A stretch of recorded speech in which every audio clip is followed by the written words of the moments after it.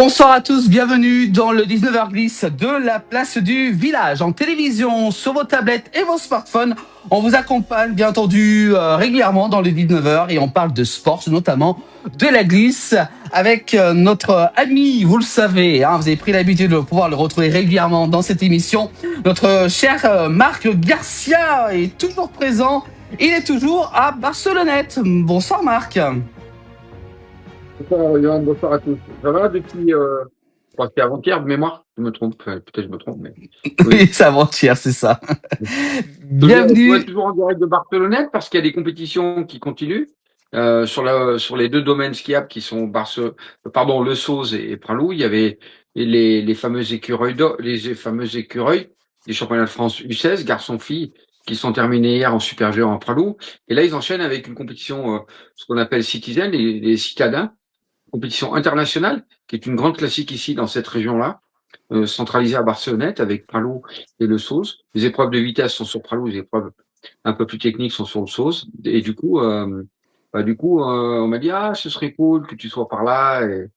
Et puis demain, je vais certainement skier avec un ancien de coach que j'ai eu au ski études de Barcelonnette. Donc voilà pourquoi je profite avant de rebasculer et à Megève et à Val d'Isère. Et partout, hein. Et est-ce qu'il y a eu de la neige, justement, aujourd'hui, Marc? Aujourd'hui, il y a eu de la neige cette nuit avec beaucoup de vent en altitude. Hein. Hier déjà, il y avait déjà des prémices. Hein. J'ai eu l'occasion d'aller faire un petit peu de ski avec un ami du ski études de Barcelonnette. On est parti sur la Foudalos, la liaison qui relie Pralou et la Foudalos. Donc on est allé faire un coucou au maire de la Foudalos, puisque c'est aussi un ancien membre du ski études de Barcelonnette. Il y avait évidemment on a pu faire un peu de poudreuse, un peu de hors-piste, hein, avec tout l'équipement nécessaire, avec beaucoup de prudence. On est parti sur vraiment des zones moins exposées en termes d'avalanche. Et puis beaucoup de vent en altitude, avec cette nuit un petit coup de neige, mais très léger. Très léger. Alors ici, il y a eu pas mal de neige en montagne. On a pu voir des reportages dans les Aravis avec Jean-Noël, hein, qui était jusqu'à monter, hein, comme d'habitude, au sommet des Aravis jusqu'aux confins. Également aussi Philippe, hein, qui était du côté de Prassoir-Limegève. Pas mal de neige. Alors, est-ce que l'hiver n'a pas dit encore son dernier mot? C'est vrai que voilà, on est au mois de mars, les giboulées. Qu'est-ce que vous en Ouais, pensez? c'est des grandes, en fait, aujourd'hui, même avec le climat, avec l'évolution des températures, on a eu un hiver assez correct, mis à part peut-être chez nous, dans la région de Megève et autres, Saint-Gervais, on n'a pas eu un Noël exceptionnel en termes de qualité de neige, et depuis janvier, février, mars, alors on parle de giboulée, mais vous savez, dans notre jargon, la saison va se terminer début avril pour les stations de Haute-Savoie, un peu plus tard pour d'autres stations, voire même début mai, Val Thorens, Tignes, Val d'Isère. Et on attend quand même encore beaucoup de neige en altitude pour cette fin de saison, ça c'est clair. Voilà. Donc, même si on est au printemps calendaire, l'hiver est toujours là. Voilà. Faut rester faut faire Oui. attention. Ouais, en général, les anciens disaient toujours qu'il fallait attendre les fameuses Saintes glaces, hein, Oui. voire C'est au mois de début mai. mai. Mm, Donc, mm. c'est au mois de mai, oui, on a un hiver très cohérent un peu partout d'ailleurs. Ce que j'ai vu aujourd'hui sur les différentes chaînes de télévision, qu'il a neigé hier dans les Vosges, de nouveau à Gérardmer. Il y a eu beaucoup de conditions atmosphériques changeantes avec un retour de la neige. Aujourd'hui, cet hiver, on a eu les Alpes-Maritimes, les Alpes du Sud, les Mm. Hautes-Alpes, on a eu aussi les Alpes du Sud, les Alpes du Nord, les Vosges, le Jura. Tout le monde a été bien gâté en termes, les Pyrénées, pardon. On a eu beaucoup de neige sur les massifs français, oui. Mm. Oui, c'est vrai. Alors, justement, bah non, même si on est dans le froid, on va quand même parler de sport, justement, et notamment de la glisse, avec quelques résultats qui a eu lieu entre, surtout avant-hier, hein, hier, pardon, mercredi, également aussi aujourd'hui. Et on va revenir justement sur le ski alpin, avec la 4e place, justement, pour Clément Noël. Avec Paco Rassa qui a terminé 11e, on peut quand même souligner, Victor Muffat, Jean Dette 12e et Steven Amier 16e. Donc c'était hier, hein, c'est ça, Marc? Ouais, c'était la première manche d'hier de la finale de la Coupe du Monde Slalom en Norvège, où on attendait, bon ça c'était la première manche. Ensuite, vous allez avoir le résultat de la deuxième et le classement général de la Coupe du Monde de slalom. Oui, une épreuve avec nos Français au départ. Donc c'était, on va dire que c'était plutôt bien parti pour la première manche, après la première manche, et avec les places dont vous venez de mentionner et de citer, oui. Mm.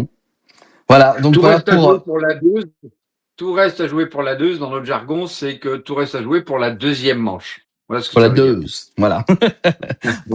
Faut préciser pour ceux qui nous regardent, voilà. On va continuer, Marc, justement, on va rester toujours sur le ski alpin avec un bel hiver qui s'achève, justement, dans les slalomeurs. Clément Noël qui termine donc sa saison 2025-2026, qui a la 5e place du slalom des finales de Asheville, quand même, faut le souligner. Oui.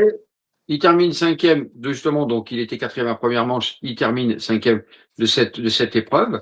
Et surtout la particularité, vous allez avoir dans la suite, c'est que Clément finit deuxième de ce classement général de la Coupe du Monde de slalom spécial, remporté par Attili McGrath, vous savez, ce Norvégien dont on avait vu ces images aux Jeux Olympiques où il gagne la première manche, il enfourche la deuxième et puis d'un seul coup il part. Vous le voyez partir dans la forêt là-bas, il pose le casque, il pose tout, il jette les bâtons, il va s'isoler dans la forêt. Ça avait été un moment assez intéressant d'émotion pendant ces Jeux Olympiques de Cortina. Et là, c'est sa première victoire sur ce qu'on appelle le globe de slalom. Magnifique pour lui. Moi, j'ai eu la chance de courir toute ma carrière de Coupe du Monde avec son papa, pour tout vous dire, Mhm. Félix McGrath, qui était un brillant slalomeur américain, pour le coup, puisque lui, il est de Vel et on s'est aussi battu pour différentes épreuves de ski professionnel avec son papa, quand j'ai gagné le championnat du monde de ski de démonstration technique, son père était aussi sur le podium et j'ai eu vraiment la larme à l'œil et le plaisir de le féliciter parce que c'était des belles émotions pour ce mec d'avoir gagné enfin ce petit globe de slalom. Et encore, on va également aussi souligner, Marc, dans le top 10 pour Victor Muffat, Jander, dans les Oui, points de ouais. tous les slaloms de l'hiver. Steven Amier également est 13e. Paco à sa 20e de ses finales. Ouais, 20e de ces finales. On avait les quatre Français qui étaient là. Ça faisait partie des meilleures équipes de slalom au monde. Avec, n'oubliez pas que cet hiver quand même, on a eu de belles surprises avec deux victoires de Paco Raça. Il a eu à un moment donné ce fameux dossard rouge. Clément Noël aussi, qui a eu des succès. Et on a vraiment une belle équipe de slalom qui est totalement passée, soyons clairs, au travers des Jeux Olympiques en slalom. Mais ils se sont rachetés une conduite. Totor, qui était très déçu, effectivement, avec ses fameux quotas olympiques, encore une fois discutés entre la Fédération internationale de CIO et les phénomènes de qualification pour être ce qu'on appelle dans les quotas olympiques. Donc, Mhm. Totor qui se rassure aussi pour ses finales de Coupe du Monde. Après un voyage dans le pays que vous connaissez, que je connais particulièrement au Japon, non, de belles finales en Norvège. Voilà, de belles finales, puis avec donc 520 points. Clément donc il termine donc deuxième du classement de la spécialité. Paco 7e avec deux magnifiques victoires cette saison donc à Gurgil et Abdomen également. Oui, oui, oui, oui, de belles victoires. Il y a un autre podium, il a fait aussi troisième. Donc déjà, la particularité, c'est que vous avez une liste mondiale avec les 7 meilleurs mondiaux. Donc il y a des tirages au sort entre le 1 et le 7e. Donc on en a quand même, dans les 7, on en a 2. Donc c'est plutôt Mhm. bien. Ensuite, derrière, on a de mémoire Totor qui doit être 10e ou 11e mondial. On a Steven Amier qui doit être, je crois, 17 ou 18e. Et puis, Mhm. on aura l'occasion de parler des petits jeunes qui arrivent derrière. Je crois que on aura deux, trois choses à dire sur la génération qui a gagné les Coupes d'Europe cette année. Mais Mhm. oui, belle deuxième place de Clément. Moi, j'ai écouté un interview. Bon, Clément, il joue la victoire, pour être clair. Ça faisait un moment quand même. Et ça faisait un moment de mémoire. C'est 2000, on est en 2026. Je crois que c'est en 2022 qu'il avait fait deuxième du classement général de la Coupe du Monde de slalom. Bon, en demi-teinte, il a expliqué. Euh, il sait l'erreur qu'il a fait, analyser et de quelle façon aujourd'hui, pour lui, en dehors des championnats de France qui vont avoir lieu rapidement, mais aussi vous savez, dans le principe international, vous avez le championnat du monde militaire et vous avez aussi le tournoi des douanes. C'est-à-dire que dans tous l'arc alpin, vous avez l'Autriche, la Suisse, l'Allemagne, l'Italie, tous ces pays-là qui ont des contrats avec les douanes ou l'armée pour les skieurs de haut niveau, qu'ils soient autant alpins que nordiques. Et Mhm. vous avez ce qu'on appelle un tournoi des douanes pour ceux qui ont un contrat des douanes, Mmh. avec un niveau mondial, y compris un championnat du monde militaire qui a lieu aussi pour ces disciplines-là. Et donc, ils vont se retrouver pour, je dirais pas faire la fête, mais pour essayer de clôturer la saison, on va dire, internationale avant de participer aux différents championnats nationaux.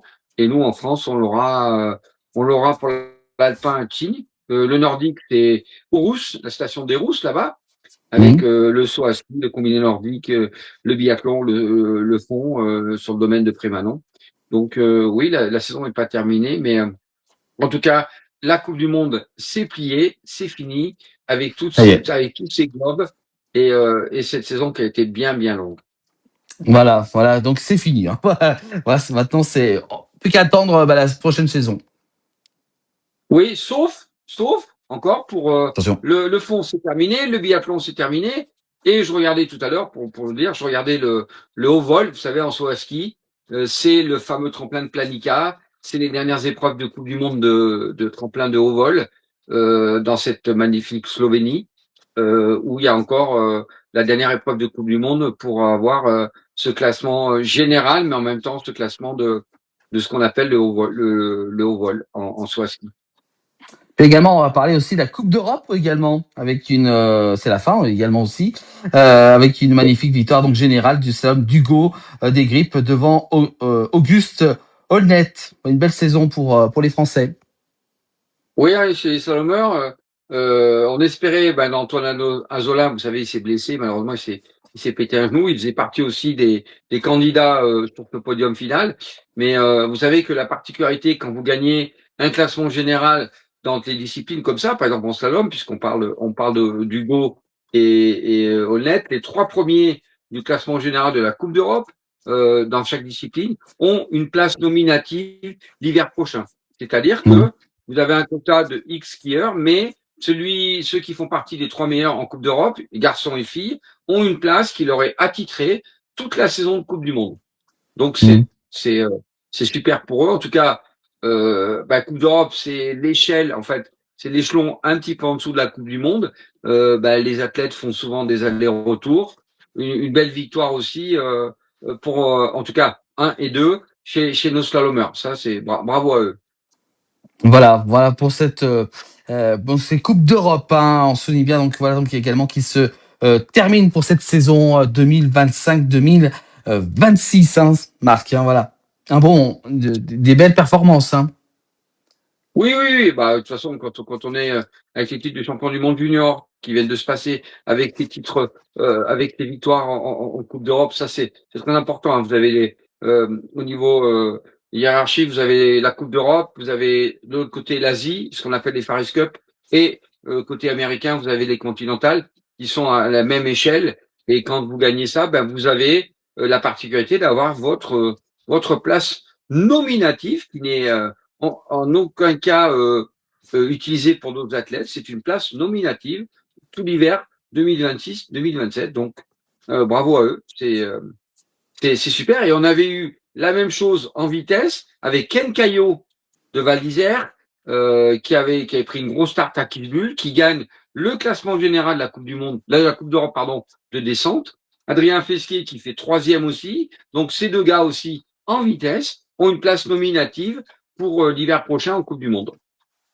Voilà, voilà pour cette saison. Et puis également, bah, ça continue encore la glisse hein, parce qu'il y en a pas mal, hein, notamment demain, vendredi, samedi et dimanche avec l'agenda des justement des sommets qu'on peut voir à côté, Marc. Hein. Oui, alors moi je vois pas tout parce que je le vois assez petit. Il y a Mmh. de quoi faire, hein. Il y a du ski. Dites-moi, vous avez même le Freestyle, télémark en finale de football. Ouais, le freestyle. Vous le avez snowboard, snowboard le également. snowboard. Voilà, le ski, le Vous avez- freestyle, le ski et le télémark, hein, que vous avez pu souvenir. On aura un petit clip demain par rapport au télémark. Oui, le télémark, Guy John Ray qui ont fait les dernières Coupes du Monde avant cette finale qui aura lieu au Contamine-Montjoie le week-end prochain.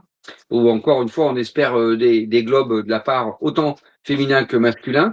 Il y avait la Coupe du Monde, comme on en a parlé il y a 2 jours à Pralou, et il y a une magnifique vidéo qui a été faite. Donc, je pense que ça fera partie de peut-être d'un petit sujet demain soir, Johan. Voilà, on en parlera de télémark demain. Si vous ne connaissez pas, peut-être pour ceux qui nous regardent, Ben, le télémark, c'est l'ancien ski, hein, c'est ça, Marc, on peut quand même rappeler à ceux qui nous regardent. Hein.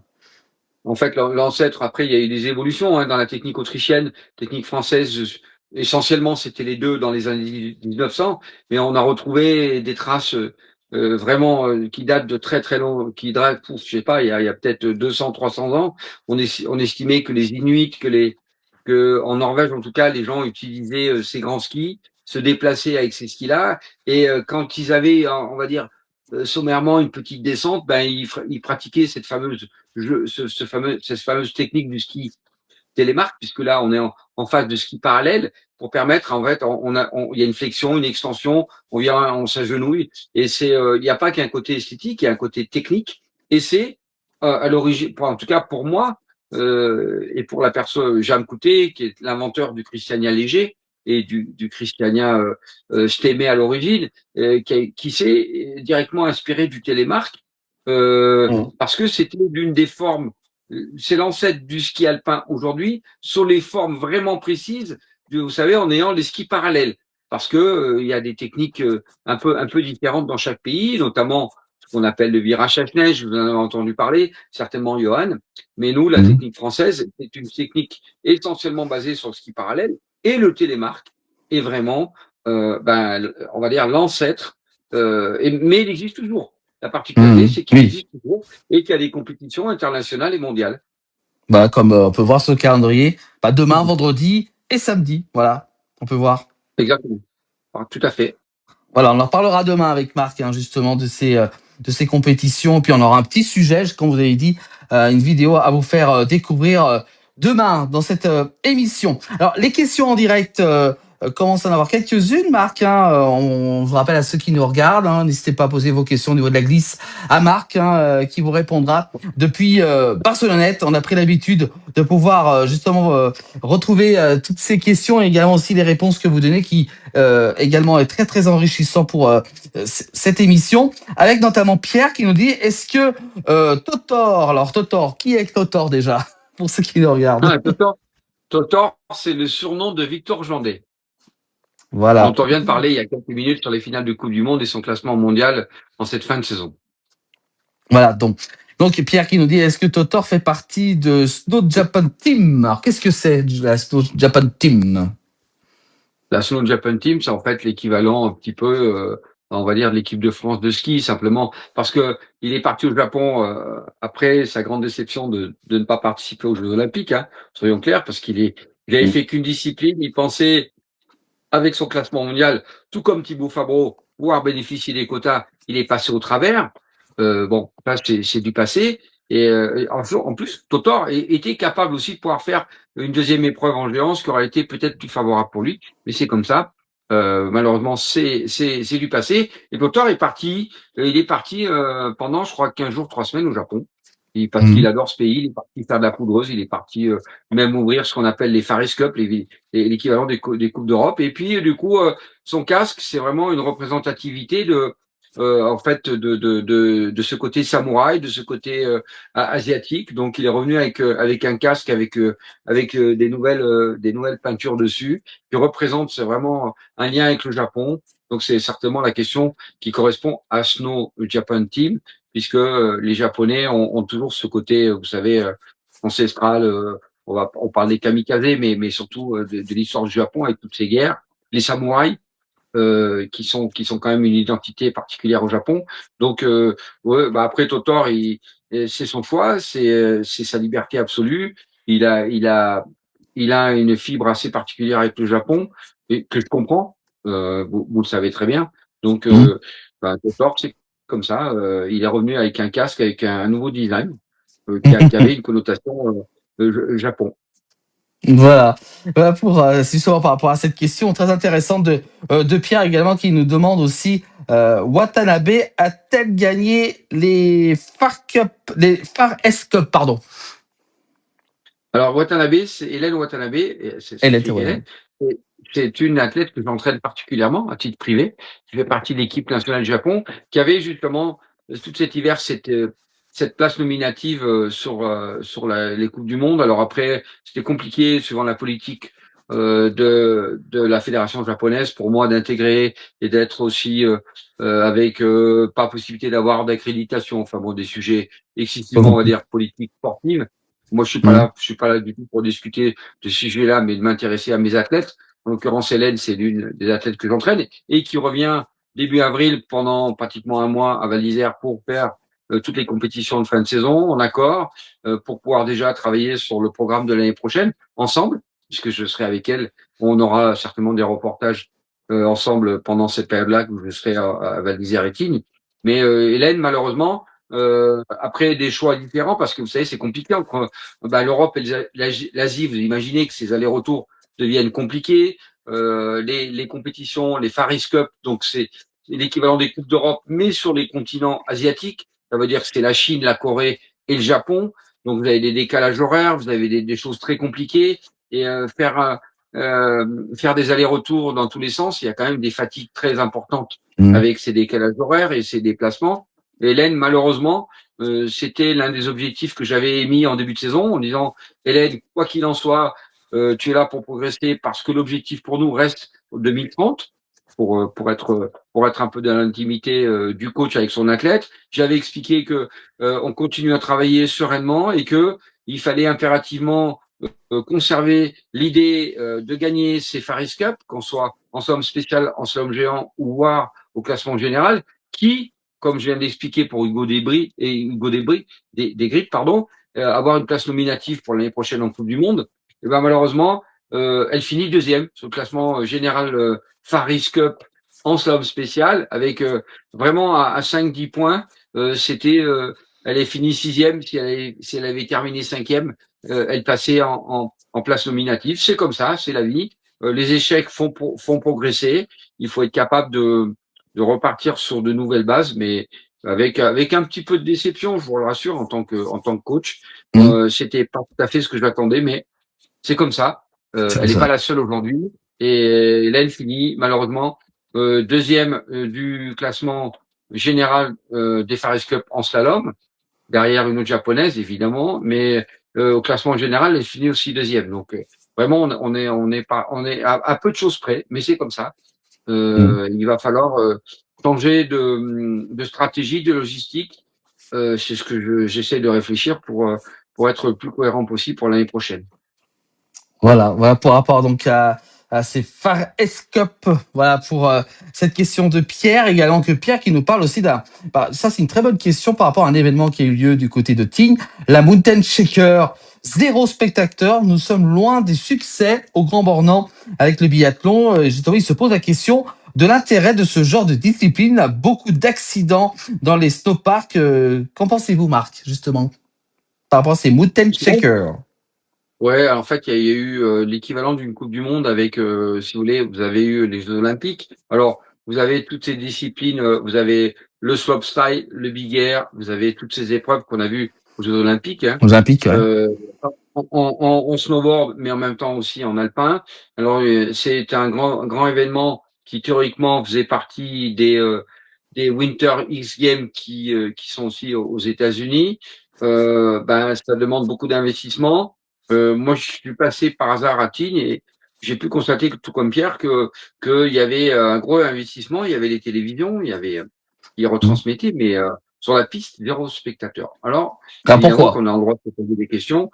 Alors pourquoi d'abord, je suis intimement convaincu que ces épreuves complémentaires, mais qui font partie des Jeux Olympiques quand même, et puis qui ont quand même un classement de Coupe du Monde, parce que c'est quand même des super athlètes. Hein, on a vu, c'est magnifique à voir. Alors après, vous avez effectivement le big air, le slopestyle, enfin vous avez les catégories différentes.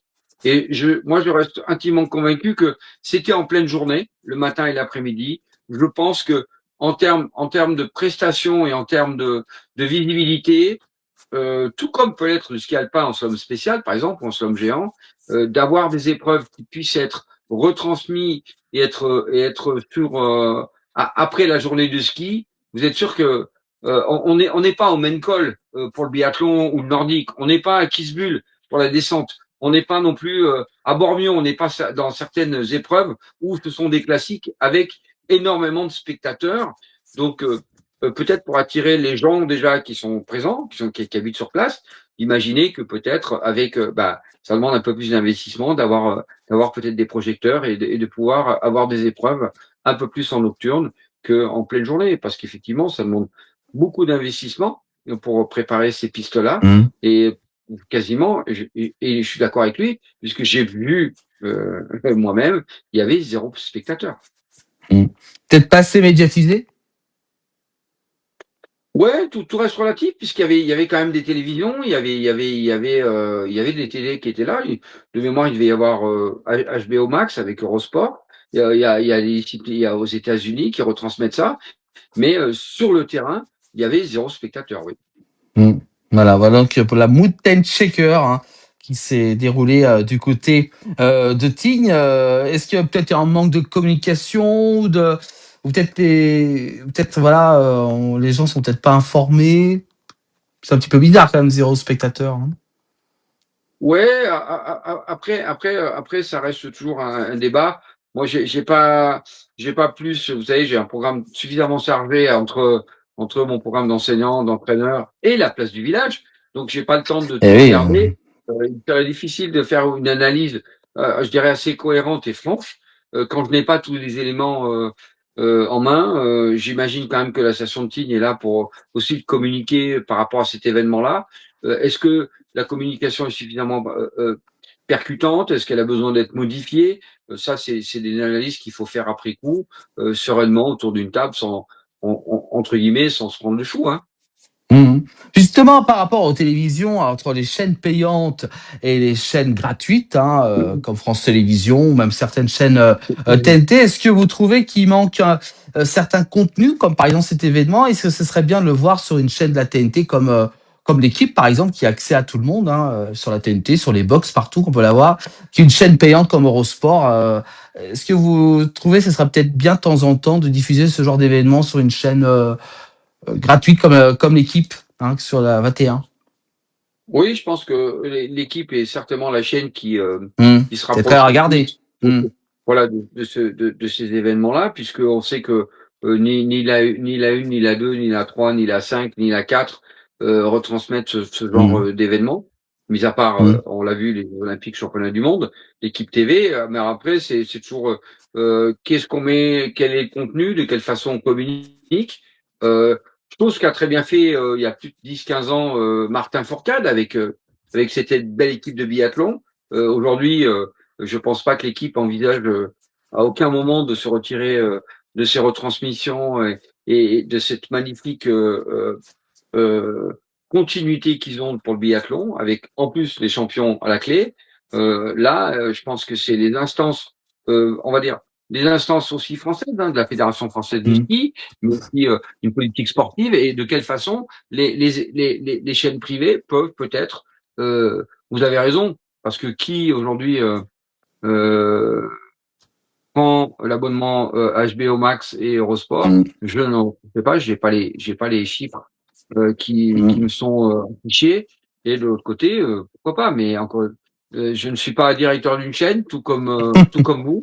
Euh, Mmh. Moi non nous, plus. on est là pour être clair avec les jumeaux de Paris, mais en Mmh. tout cas, ça mériterait certainement, ça mériterait, dans la mesure où l'équipe TV a toujours revendiqué que les épreuves de Coupe du Monde en France, normalement, devaient être retransmises. Donc, voilà. Mmh. Voilà par rapport à cette question de Pierre. Merci à Pierre pour ces questions. Voilà, bon, donc plus de questions ce soir. On en aura sûrement demain, Marc, parce que demain on parlera justement du télémarque, hein. Dans cette émission, on aura un sujet avec justement une vidéo qu'on fera découvrir demain soir. Puis également aussi des épreuves qui vont se dérouler demain. Alors quel est le programme pour demain, Marc, en résumé? Bah, demain, vous avez les épreuves de télémarque qui auront lieu au Contamine Montjoie. Alors, j'ai pas fait attention. De toute façon, vous avez soit le sprint, soit le classique Mmh. en télémarque. Et puis bon, après, vous avez toutes les épreuves dont j'ai cité là. Vous avez ces épreuves maintenant. Le Coq d'Or, je crois, qui se termine au Ménur. Et Mmh. puis, vous allez avoir la semaine prochaine aussi là, cette fameuse Carafiotti, une des plus grandes compétitions internationales chez les jeunes, hein, U14, U16. sur Val d'Isère. Mais Donc voilà. 1400 Euh, enfants, hein, c'est ça, hein? Sur le Coq d'Or, ouais, il y a 1400 enfants, ouais. Ouais, c'est énorme. Mm. C'est énorme ça. Si, Ça regroupe, le Coq d'Or regroupe encore une fois les enfants qui sont au sein des écoles de ski français, qu'on appelle le mm, SF, mais aussi les clubs. C'est-à-dire que vous avez une qualification. Ceux qui font partie des meilleurs des clubs sont déjà qualifiés et ensuite ils ont quasiment une demi-finale et une finale. Et puis après, vous avez ceux qui sont issus des ESF et qui doivent passer au travers des étoiles d'or pour accéder à ce fameux Coupe d'or, dont le premier vainqueur était Gauthier de Tessière, le consultant, mm, vous l'avez peut-être entendu sur Eurosport. Donc c'est une très très grande épreuve. Et puis après, pour la Scarafiotti, c'est vraiment l'une des épreuves reines. Il y avait à l'époque, il y a la Pinocchio, il y avait le sucre international, il y a d'autres épreuves internationales, mais l'une des grandes références garçons et filles mondiales, c'est la Scarafiotti à Val d'Isère, en hommage d'Hervé Scarafiotti, un jeune de Val d'Isère qui s'est malheureusement tué il y a très très longtemps dans un accident et dans une avalanche à Val d'Isère. mm. Et donc ça reste l'une des épreuves reines. Toutes les grandes championnes, vous avez tous les pays. Je crois qu'à Val d'Isère, il y a à peu près, je crois qu'il y a 40 ou 50 nations qui sont Mm. représentées. Voilà, très très gros élément. On en reparlera hein, la semaine prochaine avec Marc hein, durant donc cette émission du 19h. Ben voilà Marc, on va se retrouver demain. Justement, on parlera de Télémark et puis également encore d'autres sujets. On parlera également du programme de la glisse pour le week-end également. Et puis voilà, on pourrait également aussi poser de nouveau vos questions à Marc. Il sera encore à Barcelonnette demain ou pas Marc? Normalement, oui, parce que je vous dis que demain matin, Ouais. je dois être sur le terrain, je dois être sur le terrain sur la station du Sauve. Donc je serai normalement par là, oui.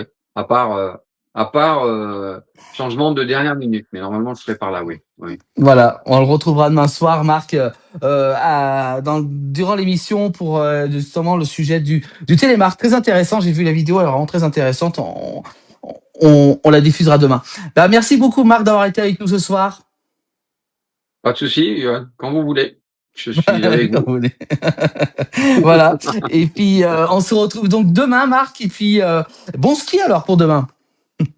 Ouais, ouais. Alors je dis pas de venir avec moi, vous êtes un peu loin, mais c'est pas grave. Voilà. On aurait pensé pour vous. Voilà. Merci. Voilà, merci beaucoup Marc. Belle soirée à vous, puis à demain et on parlera donc de Télémark dans le 19h10 et je vous rappelle que cette rubrique, 19h10, est à retrouver en replay dès demain sur toutes les plateformes de la place du village. Merci Marc et puis à demain. Salut à tous. Salut Johan. Voilà, Ciao, à demain. bonne soirée. Merci Marc d'avoir été avec nous depuis Barcelonnette. Voilà le 19h10 à retrouver sur vos plateformes de la place du village en replay.